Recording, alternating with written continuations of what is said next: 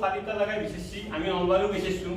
যদি আমি বাজেটটো যদি ৰাজ্যিক কমিটি মিলাব পাৰে, আমি তেওঁলোকক স্থানটো দিলোঁ বাৰু নলবাৰীত হওক। আমি 310জন গাঁও প্ৰধানে আমি চবেই একত্ম হৈ কাম কৰিলোঁ, একাগ্ৰতাৰে কাম কৰিলোঁ। আমি নিষ্ঠা সহকাৰে কামখিনি কৰি যাম। তেওঁলোকক ঠাইখিনি দিম, যিখিনি মানুহ বাহিৰৰ পৰা আহিব তেওঁলোকক থকা যিখিনি ব্যৱস্থা আমি এইখিনি কৰিব পাৰিম নে নাই? 310জন গাঁও প্ৰধানে আমি এইখিনি মেনেজ কৰিব পাৰিম নে নাই? তেওঁলোকৰ বাজেট এটা বনাব, সেই বাজেটটো আমি দাঙ্গা বিচাৰিলোঁ। ইমান বাজেট লাগে, ইমান বাজেট আমি নলবাৰী জিলা কমিটি ল'ব নোৱাৰোঁ। কাৰণ আমি অন্য জিলাবিলাকে যিদৰে সহায় কৰে, ঠিক আমি নলবাৰী জিলাও সিমানভাৱে সহায় কৰি লগতে আমাৰ যিখিনি নিমন্ত্ৰিত মানুহ আহিব তাৰে কাৰণে আমিও আৰু কিবা কৰিব লগা হ'লে আমি কৰি যাম। কিন্তু যিটো বাজেট, যিটো সম্ভাৱ্য এটা যিটো বাজেট আমি কালি গম পালোঁ, সেই বাজেটটো আমি জিলা কমিটি কৰিব পাৰিম নে নোৱাৰিম? যদি আমি নোৱাৰোঁ তেতিয়াহ'লে অনুষ্ঠানটো ইয়াতে পাতি দ্বিতীয় মানুহৰ ওপৰত মানে এই গোটেই অনুষ্ঠানটো কৰাৰ আগত আমি আমাৰ আয়ুক্ত মহোদয়কো আমি তেখেতৰ লগতো আমি আলোচনা কৰিব লাগিব। আমাৰ চুপাৰিনটেণ্ডেণ্ট পুলিচ তেখেতৰ লগতো আমি আলোচনা কৰিব লাগিব। ৰাজনৈতিক মহলতো আমি বিভিন্ন ধৰণৰ চৰ্চা বিচৰা আমাৰ আলোচনা হৈছে। আৰু আমাৰ সন্মানীয় নলবাৰী সমষ্টিৰ বিধায়ক, অসম চৰকাৰৰ একেবাৰে শীৰ্ষমন্ত্ৰী, প্ৰায় বিত্তমন্ত্ৰী, আমাৰ কি আছে তেখেতৰ ওপৰতহে নিৰ্ভৰ কৰি আমি গোটেই অনুষ্ঠানটো আমি আয়োজন কৰিছোঁ। আৰু তেখেতৰ লগত আমি মৌখিকে আমি লিখিত আকাৰে দিছোঁ, মৌখিকে তেখেতৰ লগত এই কথাখিনি পাতিছোঁ। আৰু তেখেতেও আমাক সন্মতি জনাইছে যে হ'ব, তোমালোকে যি ধৰণে আগবাঢ়িব লাগে আগবঢ়া, বাকী মোক যেতিয়া লাগে তেতিয়া তেনেকুৱা ধৰণৰ কথাবিলাক শুনিবা। এইখিনিয়ে কথা আপোনালোকৰ ওচৰত প্ৰাথমিকভাৱে ৰাখিছোঁ। আৰু যদি আপোনালোকে ইয়াত কিবা যদি ক'বলগীয়া আছে বা যদি মোক কিবা প্ৰশ্ন কৰিবলগীয়া আছে বা কিবা যদি ক'বলগীয়া আছে, একদম অতি ধনাত্মকভাৱে অতি পৰামৰ্শহীনভাৱে আপোনালোকৰ কথাখিনি পাতক। আৰু মই আপোনালোকৰ ওচৰত বিনয় এইখিনি কথা ৰাখি পৰৱৰ্তী পৰ্যায়ত যদি আপোনালোকৰ কিবা উত্তৰ দিবলগীয়া হয় সেইখিনি কথা উত্তৰ দিয়াৰ বাবে প্ৰস্তুত থাকি মোৰ এই সাধাৰণ বক্তব্যৰ ভুল ত্ৰুটিৰ মাৰ্জনা বিচাৰি আপোনালোকৰ ওচৰত সেৱা লৈ মই সামৰণি মাৰিছোঁ। ধন্যবাদ, থেংক ইউ। এই আপনার কি কার্যনির্বাহ বলে কম যদি বর্ধিত কার্যনির্বাহ কমিটি সাইডে আমাকে বিষয় আছে তো বর্ধিত কার্যনির্বাহ বলে কম সভার উপস্থিত জেলা সরকারক নলবাৰী জিলাৰ পৰা প্ৰতিনিধিত্ব কৰা ৰাজ্যিক সদস্য প্ৰতিটো চক্ৰৰ সভাপতি সম্পাদক আছেনে নাই? আমাৰ গোটেইকেইটা চক্ৰৰ সভাপতি সম্পাদক আছেনে নাই? উপস্থিত আছে? মই এইটো জানিব বিচাৰিছোঁ। আপনাৰা সম্পাদক মহোদয় এইটো কথা আমাক এনচিয়ৰ কৰি দিব লাগে যে প্ৰতিটো চক্ৰৰ সভাপতি সম্পাদক আছেনে নাই? এইটো আমাৰ জিলা সম্পাদক মহোদয় মোক এনচিয়ৰ কৰিব লাগে যে প্ৰতিটো চক্ৰৰ সভাপতি সম্পাদক বা যি ধৰণৰ তেখেতে এইটো দিছিলে সেই মানুহখিনি উপস্থিত আছেনে নাই?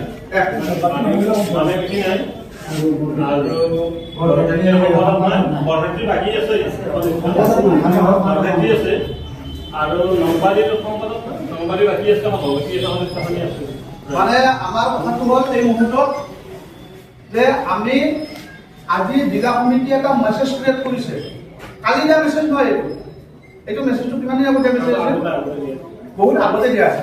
মানে আজিৰ সভাখন বহুত দিন আগতে নিৰ্ধাৰণ কৰা আছে। এটা কথাটো হ'ল কি যে আজি জিলা সমিতিয়ে এখন সভা দিছে, তাত কোনোবা চক্ৰৰ সম্পাদক উপস্থিত নাই, তাত কোনোবা জিলা চক্ৰৰ সভাপতি উপস্থিত নাই। এইটো অৰ্থটো কি? আমি এইটো এটা বহুত জানিবলগীয়া কথা। মানে আমি জিলা সমিতিক আমি তাৎসল্য কৰিছোঁ বা তেওঁলোকক আমি মান্যতা দিয়া নাই নেকি? এইটো এটা আমি প্ৰশ্ন দিম আজিৰ তাৰিখত।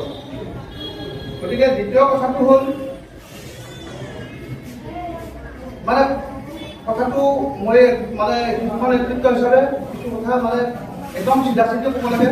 আৰু বিতৰ্কত কোনো ধৰণৰ যাব নালাগে, বিতৰ্কত যোৱাটো উচিত নহয় বা বিতৰ্কত যোৱাৰ কাৰণে কোনো তেনেকুৱা মানে উদ্দেশ্য নাই। প্ৰথম কথাটো হ'ল যে আমি গাঁও প্ৰধান সংস্থা যদি আপুনি লোৱাৰ আছাম ডিভিজন ধৰে, লোৱাৰ আছাম ডিভিজনত গাঁও প্ৰধান সংস্কাৰ বা গাঁওবুঢ়া সংস্কাৰ, গাঁও প্ৰধানটো 22 চনত হৈছে, তাৰ আগতো আছে গাঁওবুঢ়া সংস্কাৰ। এনেকুৱা ডাঙৰ অধিৱেশন আমাৰ লোৱাৰ আছাম ডিভিজনত হোৱা নাই। হয় নে নহয়? আছে নেকি তেনেকুৱা কোনো নজিৰ নাই? গাঁওবুঢ়া এতিয়া ক'ত আছে? কিয় কথাটো হ'ল বৰপেটাত আছিল গাঁওবুঢ়া হিচাপে, কিন্তু সেইখন মানে অলপ যাতে তাতে কথা আছে কিছু এইখিনি কথা আজি নকওঁ বাৰু এই মুহূৰ্তত মই বিতৰ্কত যোৱাৰ মন কৰা নাই হাউলি থৈছিলে এইটো মোৰ আছে এটা এইটো আছে অলপ কিছু কথা গতিকে আমি লোৱাৰ আছামৰ মানুহখিনি মই লোৱাৰ আছাম বুলি ক'ব নালাগে তথাপিতো মই নিজৰ মানুহখিনিয়ে কৈছোঁ যে আমি বেলেগ বেলেগ জেগাত যাই আমি মিটিংবিলাক কৰি আছোঁ সভা সমিতি পাতি আছোঁ আমি ধুনীয়াকৈ গৈ আছোঁ আৰু বিভিন্নজনে যোৱাৰ পিছত তাত আমি বিভিন্ন তিতা মিঠা বহুত অভিজ্ঞতাৰো সন্মুখীন হৈছোঁ কিন্তু আমাৰ এটা মহান উদ্দেশ্য যে আমি অতিথি দেৱ ভৱ আমি অতিথি দেৱ ভৱৰ দৰে এটা অনুষ্ঠান আমি ভাবিছোঁ আমাৰ খাস পৰিকল্পনা আহিল এতিয়া সম্পাদক ডাঙৰীয়াই কৈ দিছে যে কলিয়াবৰত 132জন গাঁও প্ৰধান আছে তেওঁলোকে 7,000 মানুহৰ আপ্যায়নৰ কাৰণে 7,000 মানুহৰ প্ৰতিনিধিত্ব কৰি সভা এখন ৰাজ্যিক পৰ্যায়ৰ সভা এখন দিয়াৰ কাৰণে প্ৰস্তুতি কৰিছে অলৰেডি নলবাৰীয়ে চান্দা কৰিলে হ'ল নলবাৰী খালি জাষ্ট আমি নোৱাৰোঁ এই কথাটো তাৰ যাব লাগে দ্বিতীয় কথাটো হ'ল কি মাজুলীত 109জন গাঁও প্ৰধান আছে 109 মাজুলীৰ নিচিনা এখন জিলা সাহস কৰিছে 7,000 মানুহৰ আপ্যায়নৰ কাৰণে তেওঁলোকে এটা বা এনে ডাঙৰ অনুষ্ঠান দিয়াৰ কাৰণে তেওঁলোকে ইচ্ছা প্ৰকাশ কৰিছে আৰু আমাৰ অৰ্গানাইজেশ্যন হিচাপে মানে এই দুখনটো মানে সৰু সৰু কথা কৈছোঁ মই আমাৰ অৰ্গানাইজেশ্যন হিচাপে আপোনাৰ লখিমপুৰ জিলাতো প্ৰায় 350 মান আছে তেওঁলোকৰ মানে আমাৰ অৰ্গানাইজেশ্যন হিচাপে ৰেডি হৈ আছে গতিকে এতিয়া কথাটো হ'ল যে আমি যদি এইবাৰ আমি যদি এই মহান অনুষ্ঠানটো যদি আমি ইয়াত পাতিম বুলি ভাবিছোঁ আৰু নলবাৰী জিলাক আমি অসমৰ এটা গৌৰৱোজ্জ্বল ইতিহাসত নিম বুলি ভাবিছোঁ আমি গৌৰৱোজ্জ্বল ইতিহাসত নিম বুলি আমি এটা প্ৰচেষ্টা আৰু প্ৰয়াস কৰিছোঁ আমাৰ একদম মানে চিম্পুল থিংকিং চিম্পুল কথা গতিকে এই প্ৰয়াস আৰু প্ৰচেষ্টাটো কৰাৰ আগত আমি কথা পাতিব লাগিব আমি আলোচনাত বহিব লাগিব যদি আলোচনাত নবহাকৈ আজিৰ সভাখন যদি পটককৈ দি দিয়া হয় মই একচুৱেলি এই কথাটো অলপ মানে এও পাইছোঁ যে যদি আজি মই সভাখনত উপস্থিত নাথাকিলোহেঁতেন তো আজিৰ সভাখন মানে নিশ্চিতভাৱে এটা বেলেগ লাইনত গতি কৰি আছিলে গৈ আছিলে যাবলৈ লৈছিলে চান্স এটা লৈছিলে কিন্তু মই ভাবোঁ যে